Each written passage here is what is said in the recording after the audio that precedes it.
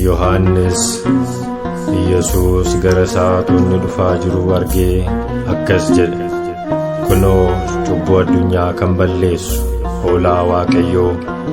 Wangeela Yohaannis boqonnaa 1:29.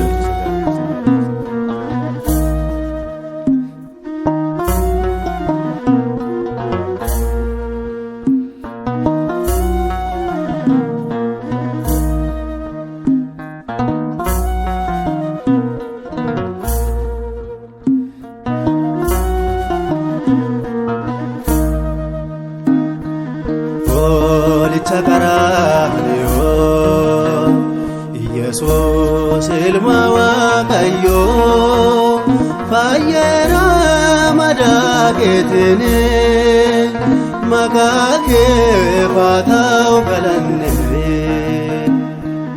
Hoolicha qaraaniyoo Yesuus ilma Waaqayyoo fayyera madaa keetiin maqaa kee faataa'u galanne.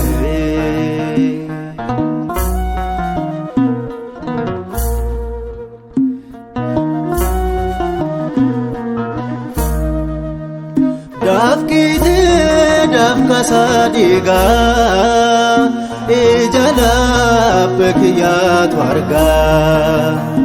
Harki kee miilli kee hidhamee hidhaan cubbuu koo hiikamee.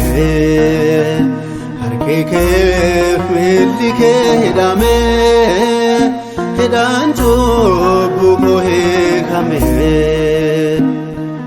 Hoolicha qaraaniyoo Yesuus ilma Waaqayyoo fayyera madaa keetiin maqaa kee faataa'u galanne.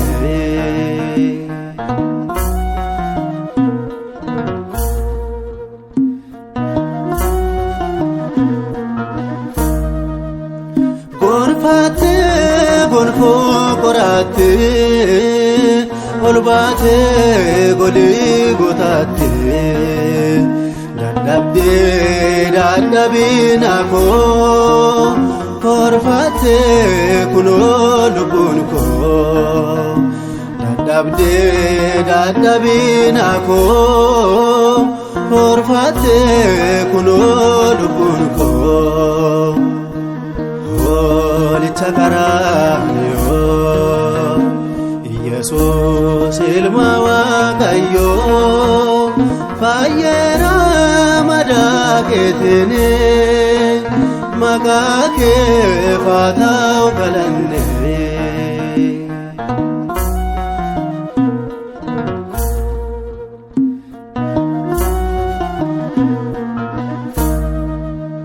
Fannoo jiidhat fannifamtee ba'aa koo cufaa yubattee ofii kee ati dheebottee bishaan jireenyaa na obaastee. Ofii kee ati dheebottee bishaan jireenyaa na obaastee. Hoolicha qaraaniyoo Yesuus ilma Waaqayyoo fayyera madaa keetiin maqaa kee faataa'u galanne.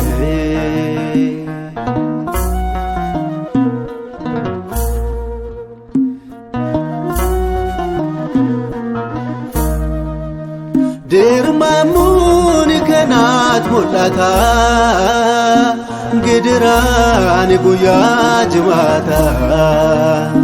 Lubbuu kee aarsanaaf gootee waa'ee koof gooftaa qalamtee. Lubbuu kee aarsanaaf gootee waa'ee koof gooftaa qalamtee. Hoolicha qaraaniyoo Yesuus ilma Waaqayyoo fayyera madaaketine maqaake faatau galanne